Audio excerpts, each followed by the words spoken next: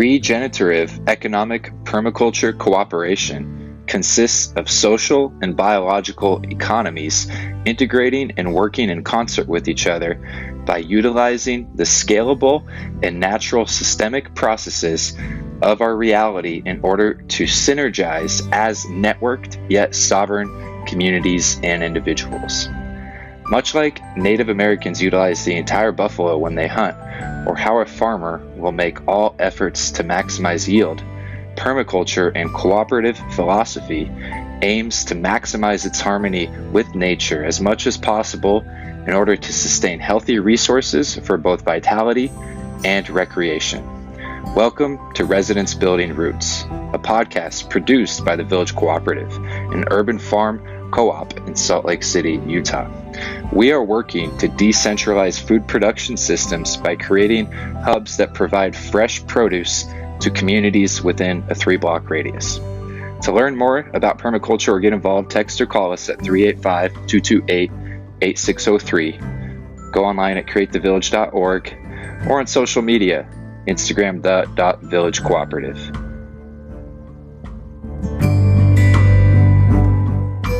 Today's guest is Moshe Rona, one of Utah's top permaculture voices. He is a certified permaculture designer with a bank of knowledge and experience.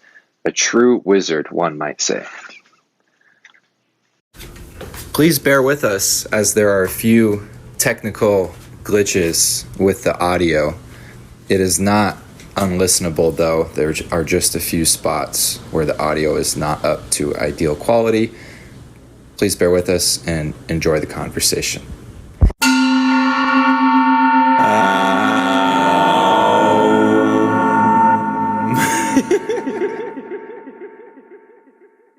All right, well, we are podcasting. Welcome, Moshe Rona, to Residence Building Roots. Tell us a little bit about your story, Moshe. Where are you from? How did you end up as a permaculture designer in Utah, a certified permaculture designer? So I grew up in Sandy, Utah.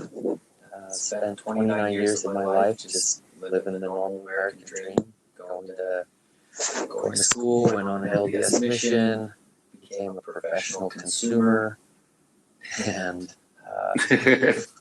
got really good at it. Was overweight, businessman, thought I was doing everything right, and I had some marriage issues.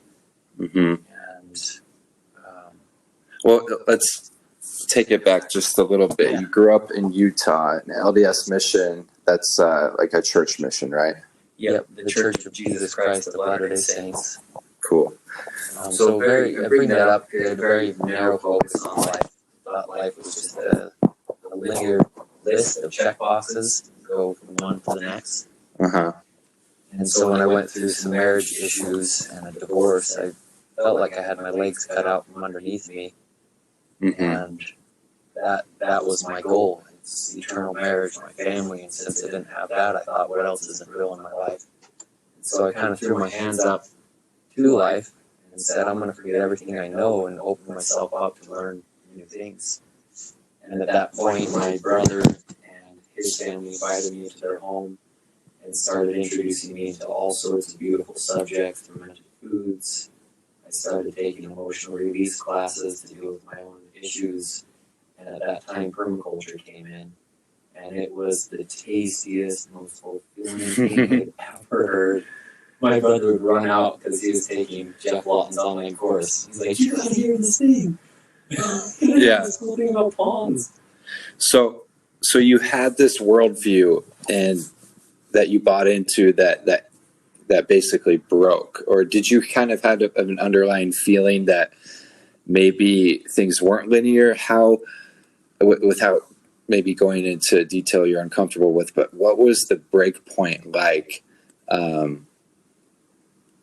with your linear kind of ideology?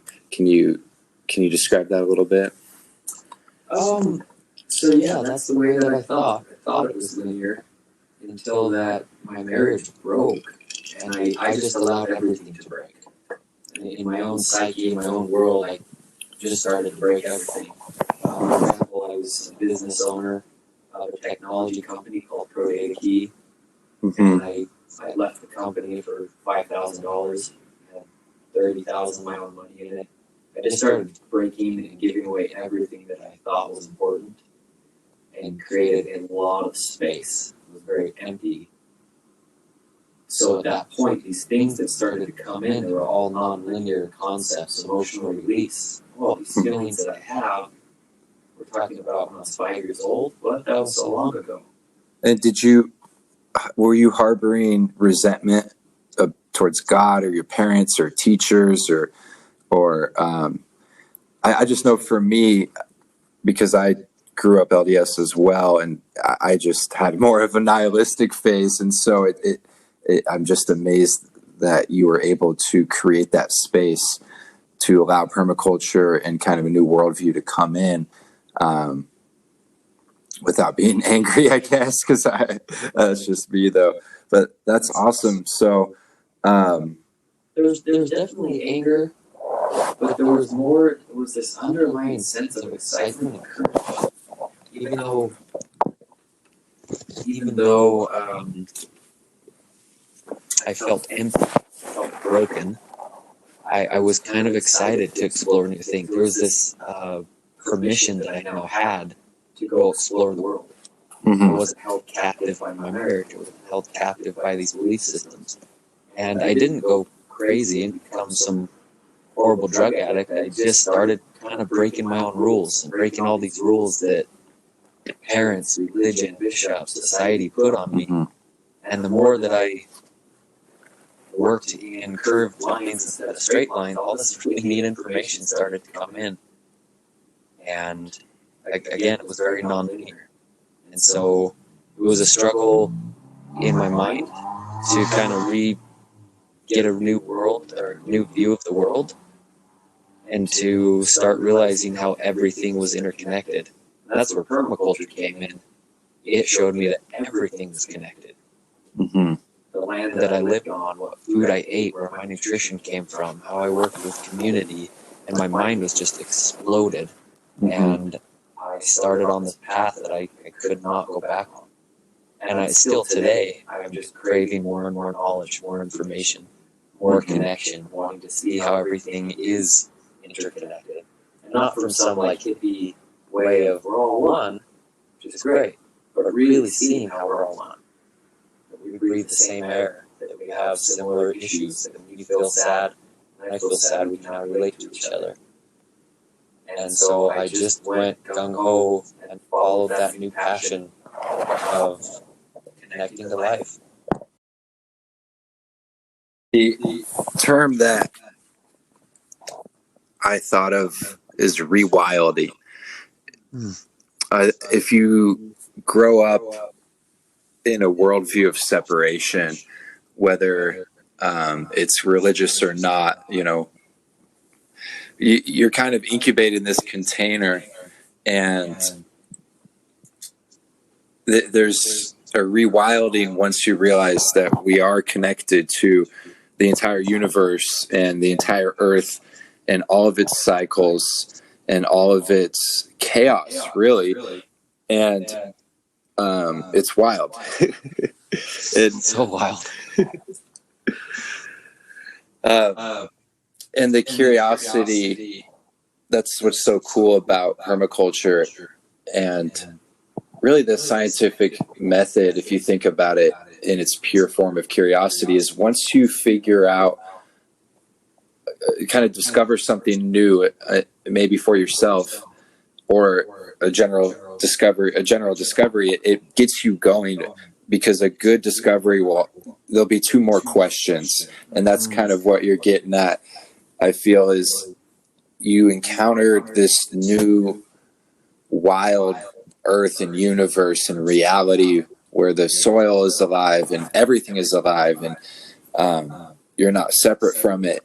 And it can be a little overwhelming, but it sounds like you were able to be very curious and taste of that feedback of kind of reestablishing a worldview with nature. And Yeah, you've come a long way since then. So your brother introduced you first to some of that first taste of the gardening, the permaculture. What was your first project or experience you encountered after your corporate identity? So my first project, soon after my brother finished Jeff Lawton's online course, I signed up for it. It was right after I finished my emotional release year-long course. And as I was taking that course, I was in Provo, and I had this really small, probably like 6 foot wide by 20 foot deep area in between two buildings, piece of land. Probably only had like 3 to 4 hours of sun a day. And I'd go through the course, and every probably 30 minutes, I'd run outside and implement what I learned. And then I'd go back and study some more. Run outside. And I had such success in that little, narrow, like back alley garden. Wow. It continued to blow my mind because I could actually see it, I could taste it. That encouraged me and that curiosity more, that I ended up spending the last of my money to get a plane ticket to Australia, put all my stuff in storage, and just followed that excitement. I went out to Jeff Lawton's property at Zaytuna Farm, and I became a completely different person out there. I'll never see the world the same way again. 62 acres of full sustainability, community, people from all around the world that we were such different people, but we'd meet together and pull weeds and garden in the morning.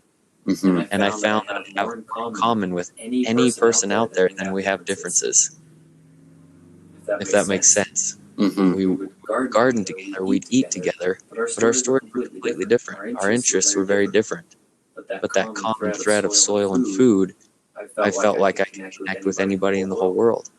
Mm-hmm. Yeah, it's like society's first watering hole. You know,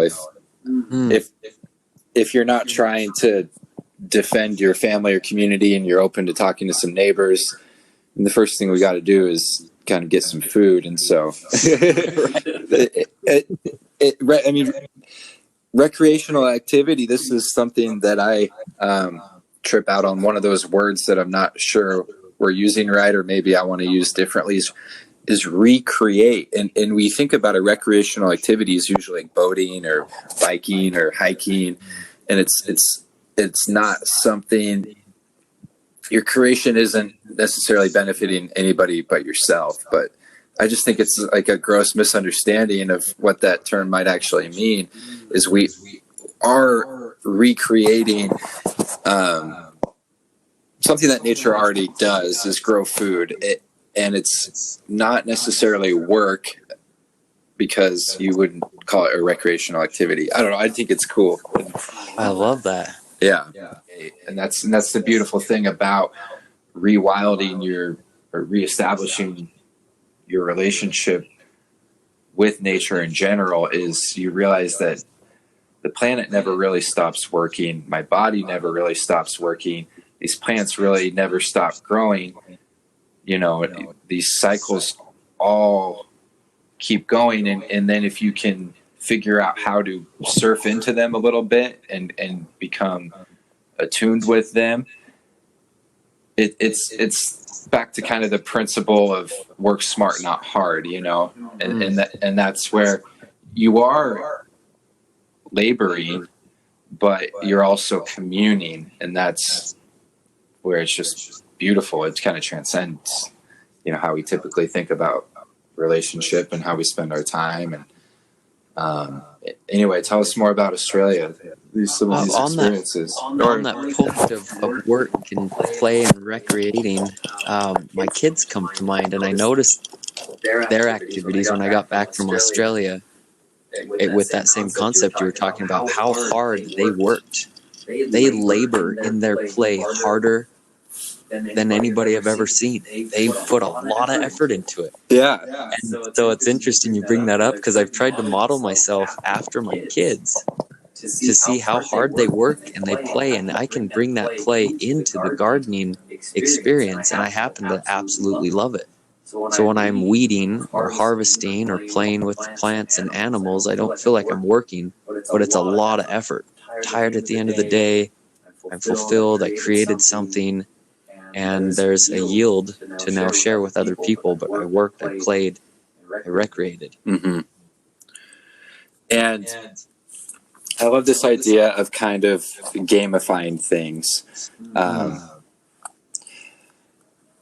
You were in kind of the corporate world, a lot of these sales efforts, you play a game or else it gets boring, you get burnt out. But nature, you see it in evolution, this kind of competition, and I think it's kind of healthy, and it kind of motivates you, kind of like learning new skills. It's almost addicting in a good way to evolve and get better and to be kind of more in tune. I think about that Maslow's hierarchy all the time. That the basic foundational needs of food, clothing, shelter, medicine, community you talked about, it is missing from most of our lives. The definition of permaculture itself is the conscious design science for human settlement. We are so unsettled as a people. I feel it in myself. I see it in other people. And so the fact and the reality that we can actually settle, that we can be safe, that we can have a life of abundance, the basic needs will be there in an abundant way. And then from there, we can do and create and build however we want. And I'm not thinking of the people that have success or that are wealthy. I think of the homeless often. And there's a large population of people that don't have those basic needs. And there's no need for that. There's plenty of food. There's plenty of land. Gardening, like you said earlier, is kind of easy. Nature's doing its thing. It's going. We can interact with it. There's no need for us to not have these basic needs. And so permaculture is this beacon of hope saying we can do it. Everybody has links to this knowledge. Everybody can be successful in working together and growing their own food. And what would the world be like if we had those basic needs met for everybody? All the plants, all the animals, all the people, we have that baseline. We're in abundance. Now what? It'd change everything. How can I be greedy because I have too much? My problem would be, what do I do with it? We'd have to start throwing our abundance at each other. Yeah. It's a good problem. Yeah, that's what we're starting to get the yield here at the village, and people are walking by and we're just like, hey, do you want a cabbage? It's a good problem to have. I felt it so strong coming here today. I'm in big transition in my life. I don't have land myself or a place to really dig in and garden everywhere that I go. And just walking into this landscape, I instantly felt that feeling of abundance. A smile built on my face. My heart was warm, but I couldn't help myself. I felt all giddy. Completely changed my mood. Yeah. You can feel it for sure. And going back to your experience in Australia, did you pick up on how it is intuitive in how we are kind of pre-programmed to understand these processes and maybe have even a built-in intuition, much like animals have instincts that we can't really explain in kind of these sensories. So I feel like humans have been much more connected, and certain humans on the planet are still like this, where they do have those instincts, where it is second nature. Can you talk about kind of figuring out those instincts a little bit and a little bit of that? Yeah, absolutely. That brings me back to that excitement, that awe and wonder of just learning more, feeling that build up in me and starting to feel competent in this movement. Hey, I can do this because I'm starting to feel these links turn on inside of me, or this second nature. And I give a lot of credit to my teacher and mentor out there, Jeff Lawton. A lot of people in the class kind of complained. They wanted it more linear. They wanted more classroom time. They wanted facts. And he would always say to almost every question, depends. I don't know. Where are we at? What time of day is it? What's the temperature? And he was kind of a somewhat a space ball. He was just looking around and smelling and seeing things. He kind of acted like one of the animals on the farm. And he had so much success. Food forests for miles around the property, ponds and dams. And so I tried to model him as best I could. And I loved it. There'd be times where he's teaching a class and people kind of stopped listening, and he'd just disappear into the forest because he'd start interacting with the natural system. And so I started to do that. And I found magic again. I found such beauty and this awe and wonder of just observing what's happening around me. And that's actually a method of design in the permaculture manual as a certified designer, to observe. Yeah. To simply just be and notice and turn off the mind and just be. And you get some of the best ideas and the best design pieces in that mode than you do from measuring and testing soil and tracking things. That's all great. Those are the hard sciences. But this science of just being and observing, we're some of the best observing creatures on this planet. We see, we hear, we smell, we feel, and we are just constantly collecting data. So it's magical, but it's pretty simple. Just stand still and notice. We don't ever stay still long enough to, one, ask the right question, and two, get the answer. You got to watch the bee and what it does, watch the lizards. You notice these interactions, and now you have more knowledge to design with. At this time of day, the lizards are out eating this certain bug in this area that happens to be a problem for this specific crop. Okay, if I plant that here, you just start to make all these connections by simply paying attention. That makes sense, I think. Yeah, that was one of the first permaculture principles that I read about in reading about permaculture, was just to observe. And it's so cool that that's also like the principle of meditation as well, and a lot of therapy, kind of mental health healing work, as well as just observing, not to necessarily master every detail, but to learn how to regulate and kind of those valve points, because nature will tell you the kind of more hidden secrets if you can stop and pay attention. And we weren't really raised to do that, you know, in our Western United States mentality. So another neat thing with that is sometimes we're wondering what to do.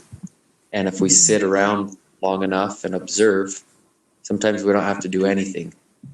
We notice that this problem that we thought was a problem is actually a benefit. The problem just transformed into a solution because we sat around long enough and watched it.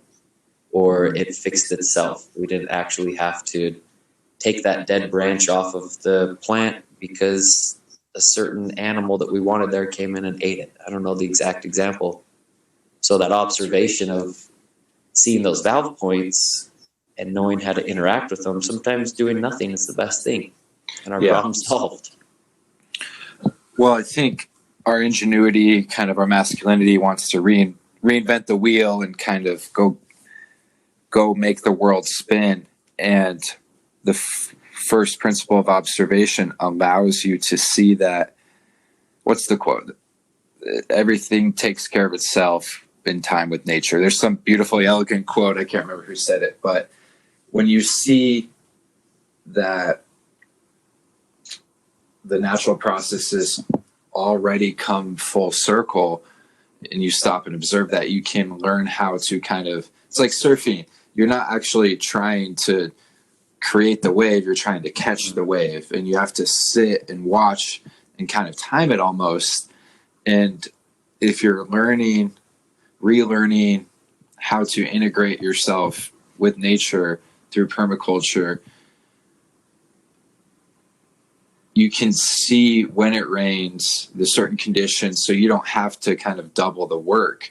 And that is the way to integrate. And then there's kind of two on a macro level ways that I see permaculture happening. There's what kind of your experience in Australia, where you're living in kind of an established permaculture environment, where you the land has been nurtured and it is kind of flowing naturally, if you will. And then there's slowly trying to incorporate the principles into more of an urban setting. And so we're going to kind of talk about both here in a moment. But I think in order to bring it into the urban setting, we need kind of some experts or some elders that know what it's like in the real wild to kind of help get this thing going. Because with our current political, social climate, there's talk of collapse or shortages. There's all sorts of issues. And so I think, kind of like what I was trying to allude to earlier, that we are at a kind of a crisis point. And so I'm already seeing, we're already integrating these things into the city. And so I guess, go ahead. I think those elders are definitely important, exactly what you were saying. And at the same time, it is all happening in the city. It's all happening inside an office building.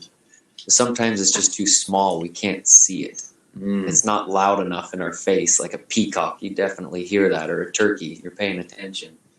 Microbes, they're all happening. Nature's happening everywhere. We can't escape it. So I've got good for myself and for my own therapy in the city, especially dense city, to notice the bugs and the small interactions, the weeds growing in the cracks, all these little micro niches that are happening everywhere. And it's all the same, the micro or the macro. It's the exact same thing, just on different scales. And so it excites me and gives me hope that we can't stop it. Yeah. Why keep fighting against it? It's doing its thing. There's no way to get out of it unless we leave this planet. And so it is time that we start to partner with it and pay attention. And the lessons are everywhere all around us. A bunch of leaves that got caught in your rain gutter turned to soil, and a seed fell in it, and you're growing a tree off your roof. We don't have to complicate this. We just need to partner with it somehow. Like life finds a way. Always. And so there's this idea of incubating the biosphere. And, kind of, I think there's been failed experiments over the last couple of decades of trying to kind of create a biosphere that's kind of in its own incubated world. But I think those all fail. And I imagine they all would, because you can't separate things. Like you said, at all scales, things are always in relation. And I used to believe that you could kind of have a little self-sustaining biosphere that you could protect from, the greater universe, the greater Earth. But Biodome. Yeah. Yeah. I think those always fail, right? Yeah. Because it's hard to scale the whole thing up. We can measure CO2 levels, we can kind of track these big climate things, but it's too complicated. And I guess what I'm getting at is this escapism mentality, where maybe a wealthy person might say, hey, let's go to the middle of nowhere and do permaculture and just kind of let the world die. And that's kind of missing the point, is kind of what I'm getting at with this idea of biodome. Yeah. So I always think about, because it's very romantic just to kind of move to the woods and live off the land, but you're kind of missing the general society community point. And I think the biodome projects have shown that you can't, we can't clean room this. We can't just design something that's mathematically perfect that we can replicate and that's going to kind of unlock nature. We have to come into relationship and see that we are nature. Oh yeah, this was something I brain farted on earlier. Think global, act local. It's so cliche, but it's so powerful. So good. Yeah. So yeah. Moving on from Australia, that was kind of in the hero's journey. That was maybe where you kind of met your teachers and kind of were born again, and then you've kind of come back home with this as a new person, if you will. And so, was there anything else you wanted to say about Australia and your experience there? I could go on forever. I think we've covered enough for now. It felt like an eternity. To speak of coming back, though, and that hero's journey perspective, the years that I've been home have been very difficult. I came back thinking I kind of almost went back to my old religious belief, linear thinking, because now I had the answer again.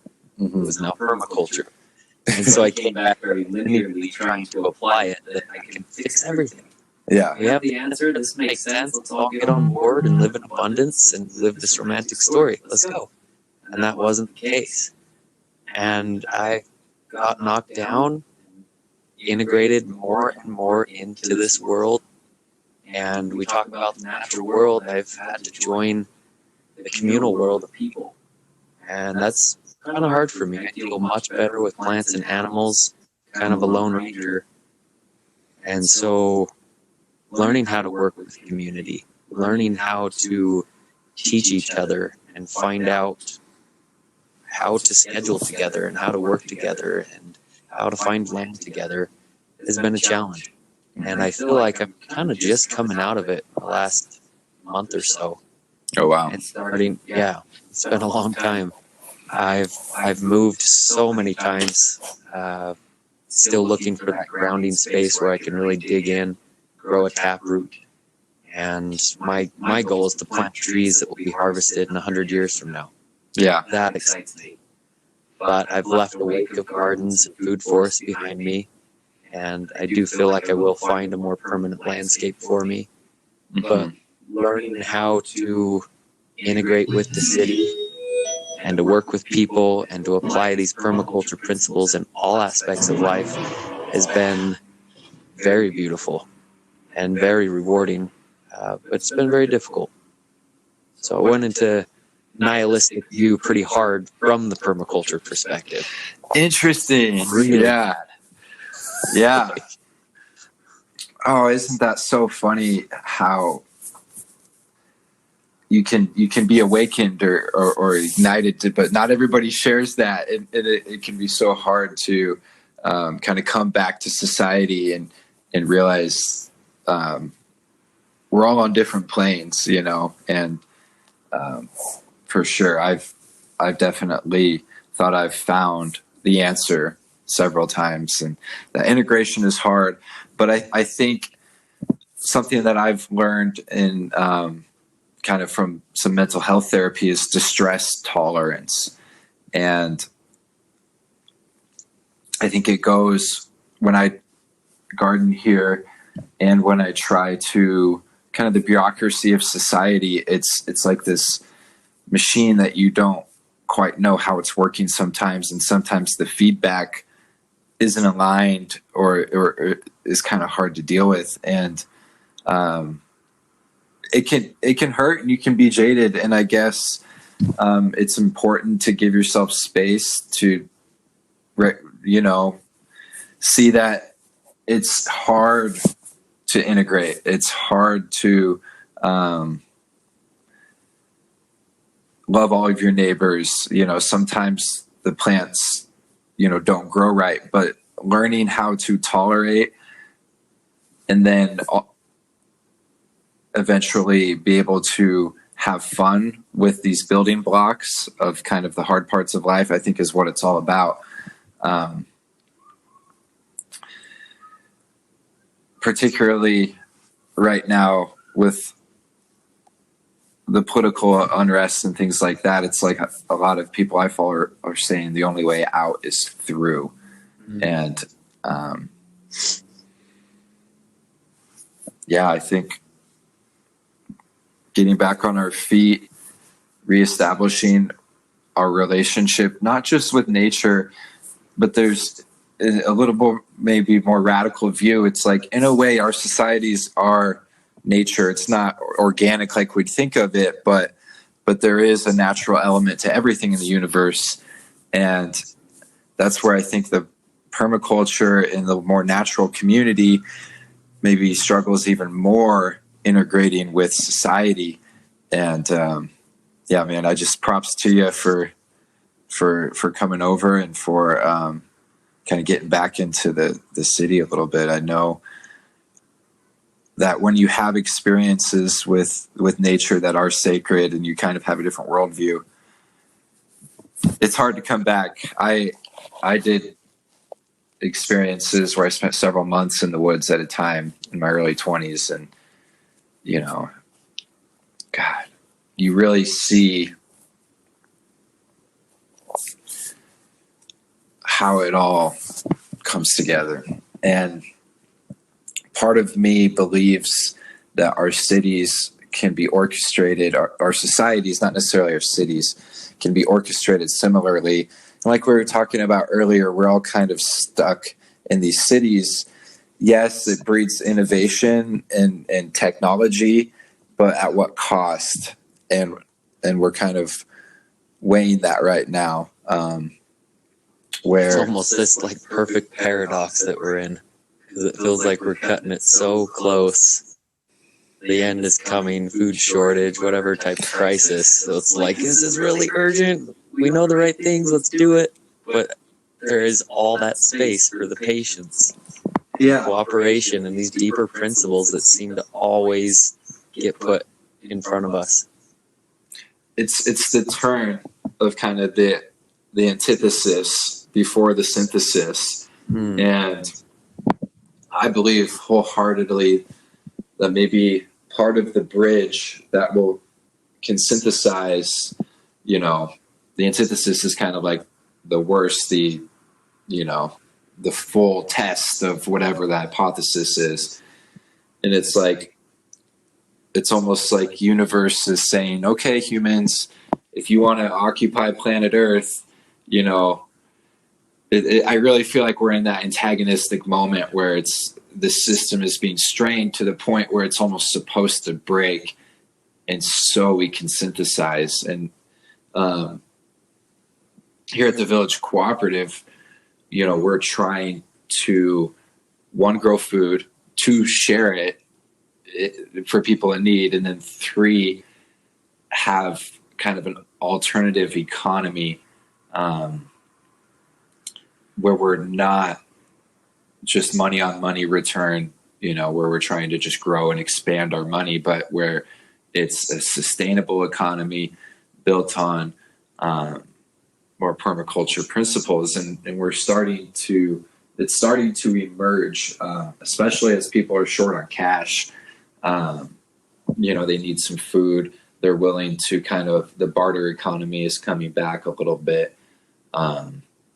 And so sometimes I almost pinch myself because I talk about this like it's going to happen next year, and it's not already happening. And some of my language, I'm thinking back, it's like, what if this actually happens? It's like, no, this is happening. We are growing food. We are sharing it. And so it's cool to kind of be on this bridge of, as society changes, and it feels innovative, but it kind of feels like one of those really stringy bridges in the jungle that you don't know how old it is and if it's going to break or not. But the bridge on Indiana Jones with the crocodiles underneath, and they fall through. And, exactly. With scary bridge. You know, with the polarized social and political climate, you know, and it's like, okay, guys, we're just kind of on our safari, recreating. You talked about earlier, wanted to mention another mentor of mine who's very dear to me, next to Jeff Lawton, John Flatberg from Heartwater Farm. Okay. I was out there through the winter, and you were talking about how everything's ultimately nature. Mm-hmm. He would talk about his batteries in his solar array and ask me, are these nature? And yeah, they are nature. And he got very deep into our relationship with all of our things, even our technology. So the way that he treated his batteries is no different than the way he treated his cows, or the way that we should treat ourselves. And that really drove it home for me. You're talking about batteries as nature, and cleaning your batteries and topping them off and making sure that they last long, because it did come from nature. And in a way, he thought that we should almost respect our technology and our tools more because of the cost that it took. Converting the natural system into these tools. Blow my mind. And then he'd drive it home a million different ways until you're just, he was a hard teacher. Beautiful man. well, yeah, I mean, that's so cool that he just has so much honor and respect for just materiality, like, and then that worldview also, it's like the carbon footprint. It's like, if you can't explain something, do you really know what you're talking about? If you don't know the elements that kind of form your tech and like where they came from, you're kind of back to the overarching principle of this whole thing. You're out of relationship. You're disconnected. You're in a linear worldview where it's going to start and stop, and it's not all in relationship with each other. And I've thought similar things about a little bit different angle where it's like more pollution. I'm like, is human behavior natural? And I don't know if that's a whole different podcast, but it's given me at least a reverence to not judge people's behavior and scapegoat things so much. And I think that allows me to be a little more solution oriented. But that guy sounds like a dope guy. Yeah, John Flatberg, love him dearly. I was just talking with one of his farm hands today over text, and they were sending me pictures of the cows. They raise grass-fed beef out there. He has 20 acres, but they're probably 8 to 10 acres for the cows. Oh, wow. And they're the happiest cows I've ever seen. When they move them from one cell to the next, meaning they can only have a certain area of grass to eat at one point. They're fenced off for about, depends on the time. Once the grass gets to a certain shortness, they move them on like the natural herds would. And the cows run and jump and kick their legs. They look like puppies going into the next pasture. And they don't push their cows. John walks in front of them, and the cows follow him. Wow. 25 cows walking behind you. It's a little intimidating, but they follow the farmer to the greener grass. And they're his best friends through the season. I could go on about that experience and how that tied everything together for me, seeing the full life and death cycle through my friends, these big-eyed, long eyelashed cows. Fed them, watched them killed, butchered, ate them in the same day, and seeing their offspring back on the farm again, that full cycle of life. It's very deep. It was very beautiful. Still processing the lessons from out there. Oh, I bet. Yeah, I feel like animals are a good hybrid between plants and humans, where they're we're kind of animals, and animals are kind of human in ways with personality, and that's something we can talk about a little bit, because a lot of the permaculture kind of going organic or natural, I think it's a lot of people are vegan, which is great, no problem with it, but you've had a lot of experience with animals, and understanding their role in our vitality, both kind of as companions, as food, as partners. What do animals mean to you?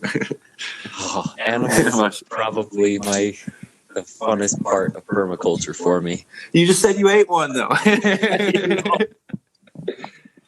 Oh, no. I'm a meat eater. I cried. I really felt it deep. And I was so grateful for that animal. Yeah. And I was grateful for the farmer and that natural cycle. Yeah. And the beautiful life that they had and their offspring. It was done in a sustainable way. Mm-hmm. So the happier the animal is, the better its genetics are. The more that its offspring can move forward, the better off we are. So it's a very delicate balance of how we interact with them and how we harvest them, and takes a lot of thought to know how to work with them correctly. Mm-hmm. But from a different standpoint, I'm not harvesting the animal. The way that the animals garden, I'm absolutely jealous of. They garden so much better than we do, and everything gardens. In the permaculture manual, Bill Mollison has examples of kangaroos and wallabies and birds and rabbits, and shows a man doing a man mowing the lawn, and then a herd of guinea pig mowing the lawn. Animals already do everything that we do. And so as we integrate animals, we can do less work. They do it better than us oftentimes, and they love doing it. Yeah. And then at the end of the day, you actually have a harvest of nutrient-dense beef, calories, proteins, getting us through the winter. That's absolutely necessary a lot of the times. Mm-hmm. And that's just a byproduct of them having an enjoyable life and tending to the landscape with you. To me, it's phenomenal how there's almost this DNA puzzle piece that the human ego almost gets in the way of, where the animals, they just know that this is a better way to garden. It's technology, really. When I think about it, it's like natural technology and this is where I just kind of get kind of angry at our Western thought. Is we view the idea of an indigenous culture or a lifestyle that's connected with nature as kind of simple or dumb or slow. But actually, it's perhaps more technologically advanced than our complicated kind of rationalities. And it's really complicated how we got off the grid. And it's technological, but it's, like I said, phenomenal how there's this natural technology that's encoded, not just in the DNAs of plants and animals, but there seems to almost be a coordination where an environment acts as a biosphere, where things are in a relationship to each other. There is an ecosystem. And when you look at kind of more techie network stuff, they talk about in complexity science how there's payoffs, and you can't, if you want to optimize one system, there's probably something's going to be kind of less optimized, and so it's not totally fair. And that's kind of like how when we synthesize or integrate and kind of have to rely on nature, you eat an animal, there is kind of a payoff or a sacrifice there. The coordination piece, what comes to me is I think of like a symphony. Each piece is playing their part, but as all those pieces come together, it creates this magnificent piece of art. To hear this music, and we use the word harmonics in permaculture quite often. Oh, wow. There's natural harmonics in the ways that rivers flow. We can mathematically show all of these things that are happening, but there's infinite variation of these patterns and of these harmonics and flows. So an example of one is, say, our thumbprint. There's only two types of thumbprints. There's the spirals and there's the lobe, but there's an infinite expression. So we can pattern, we can see things express themselves in forms of 1 to 9. So indigenous people, like you were saying, sometimes seem very simplified because they didn't need to count to these big numbers. You only needed to count to 9. You only needed to memorize flows of 3. but there's an infinite variation. So now you're a wizard because you're integrated into this infinite harmonic flow of life. So 9, like, because Tesla, his whole thing was the magnificence of 3, 6, and 9, and this kind of patterning and harmonics, and the human body is broken down into 7. You start at the spine and go out in sections all the way down to your finger bone. We're 7. 7 sections. Well, that's easy. I can define the human body now. It's 7. It's pretty powerful. Starting to, Well, and once reality, you can see it in these simple patterns, and then you can start to trust the patterns. And to me, that's kind of, there's esoteric kind of religious faith, but then there's kind of like practical day-to-day faith. And when you're gardening, I don't necessarily know exactly how a tomato plant is going to trellis up, but I have faith that it's going to find a way, and grow. And I don't know exactly how the orchestration of our garden here is going to all come together, but I have like faith that we can jam and that we can make some music. Yeah. And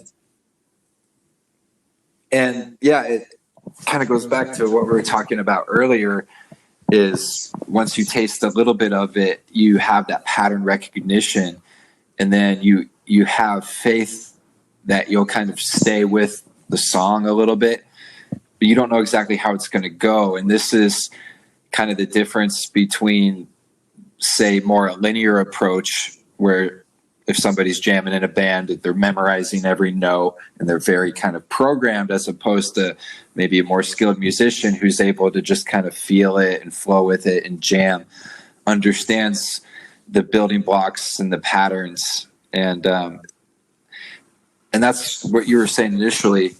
We kind of said both on this podcast. One, where it's not hard, the garden grows.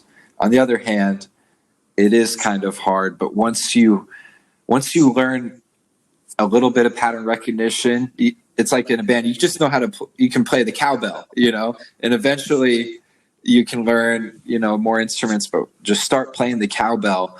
And that's where, if you're still working for the man living on the grid, you can start paying attention to some of the flies in your office and see the natural processes and start to have that paradigm shift, which we've been talking about this whole time. So I think this is a beautiful place to let everybody know that's listening that there is a place for all of us to get involved right now. You don't have to be a master gardener. You don't have to be a certain age. You don't have to be educated. You just have to have any one of your senses and pay attention to it and start to find those patterns. And I love this because once we are aware of this, everybody's empowered. So I can say I'm a certified permaculture designer. That sounds great. I can go charge people, make some money. Yeah. This is not something that I own. Yeah. Everybody can get involved. Everybody can play a piece. And everybody can start to benefit from recognizing these natural patterns that are all around us. And that really excites me, especially from viewing my old world as a professional consumer. Yeah. And seeing that for me to gain, I had to take away from somebody else. But for me to go stand in the sunlight and absorb it and feel empowered and turned on, it doesn't take away from anybody else absorbing the sunlight and getting involved in this infinitely abundant system. That excites me so much. There's enough of everything for everyone. That's awesome. And you were growing in some back alley in Provo, Utah. I've spent time in Provo, and when you're in the valley, especially in the summer, I mean, it feels like Vegas almost, especially with some pavement. It's like, this isn't abundance, but you can transform it. And I love before and after. I mean, everybody loves it when people have before and after, when landscapes do, and to see spaces transformed is cool. And that's, like you said, anybody can start just by awareness. And then from there, start exchanging food, sign up at a local co-op. We have one, the Village Cooperative, or, whatever one's in your area, depending on where you're at. And then the phenomenal thing is there becomes this social economy of culture that develops that behaves in the sense that it feeds back on itself like an economy and is sustainable, but it's not like we typically think about the economy. That's another word. It's a whole nother podcast, but economy, like ecology, like there is an eco element to it. And I really don't think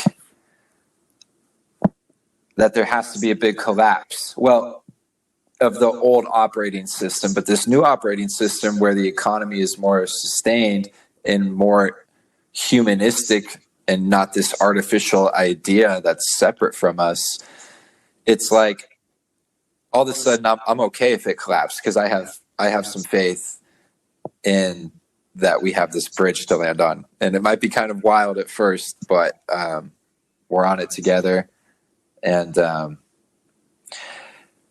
was there any other subjects or stories on your mind? We've been going for about an hour, so this is usually kind of a good time limit. I feel really good with what we've covered. Very fulfilled. Just another call for everybody to get involved in their own way. Composting is a really beautiful way to start, because everybody's already eating. Just to be aware of where your waste is going.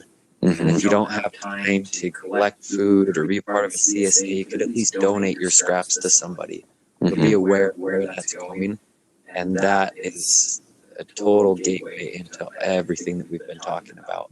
Just be aware of your scraps. And maybe do a little research about your local recycling and waste management. Just if you're not aware of what that is, maybe just learn about how that works and if you agree with it or not. And, because that is a big thing, is just realizing how, as professional consumers, how inefficient we are, basically. at the same point, I brought this up a few times, problem solution. The fact that we can are consuming so much is a beautiful thing. I love getting everybody's waste to feed my chickens and my bus. So now that problem of overconsumption just goes into extra feed and soil creation in my garden for my animals. So composting for me is the place to start. Yeah, and repurposing things. If you have extra wood laying around, try to use that. Before you go buy more wood, things like that. And it just builds from there. Yeah. You start to see the patterns on how things can become sustainable, and then you kind of regulate that sustainability, that feedback loop, and kind of keep it going. So awesome. Well, thank you so much for sitting down and talking about all this. And we'll end it there. Cool. Thanks so much.